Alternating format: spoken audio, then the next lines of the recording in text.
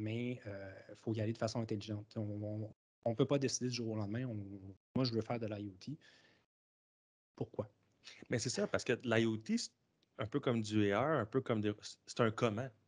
Ouais. C'est un comment dans aller chercher un but ultime qui est d'augmenter ma productivité, d'augmenter ma qualité, de diminuer mes délais de fabrication, mais faut pas le voir comme ah, mon compétiteur a rentré avec de l'IoT, j'ai vu ça sur une publicité, le marketing, qu'il faut que j'en aille. Non, c'est faux. Ça répond à un besoin bien précis. Puis on parle beaucoup de performance. Faut peut-être couper ou avoir un ROI ou quelque chose comme ça qui doit être intéressant. Là. Tu sais, est-ce que es-tu prêt à dire que le travail, une fois que tu as les requis qui sont assez bien définis, tu sais, pour vous qui arrivez avec ce projet-là, c'est un peu plus simple à réaliser? Tu sais, le gros est fait ou tu sais, c'est juste ma perception? Parce que moi, dans le fond, moi, je travaille à définir des requis, mais c'est juste ma perception qui est ça? Ou de votre côté, quand vous recevez un projet, il y a encore du travail à faire pour vraiment rendre ça fonctionnel? En fait, ce que je dirais, c'est que le gros problème, c'est que on voit ça un petit peu comme deux cerveaux qui sont en train de travailler ensemble, mais les deux cerveaux ne connaissent pas la même information. Donc, justement, il faut faire un data lake avec ça. Donc, généralement, les requis qu'on reçoit, c'est des requis qui viennent des opérations, qui viennent de ce genre de choses-là, mais qui ne pensent pas nécessairement à comment, justement.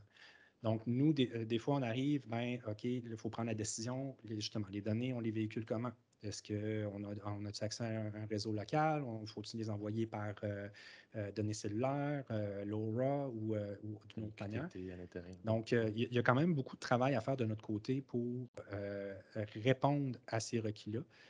Donc, c'est généralement pas des projets qui sont simples.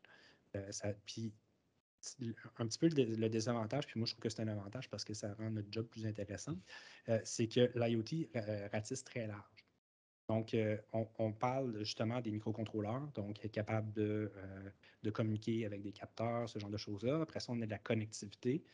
Donc, ça prend des connaissances au niveau des réseaux, du cellulaire, le 5G qui vient de sortir, ça fait pas si longtemps. Puis ça bouge beaucoup. Il y a tout le temps des nouvelles technologies, donc il faut toujours se tenir à jour. Après ça, les clouds. Un client qui veut du Azure, un client qui veut du AWS, donc il faut connaître un petit peu tout. Il y a aussi des clients qui veulent pas de cloud. ou ne connaissent pas les impacts du cloud, ouais. Entre autres. Là. Mais, en fait, généralement, nous, ce qu'on voit, c'est le cloud, ça nous fait peur, on n'est pas prêt à ça.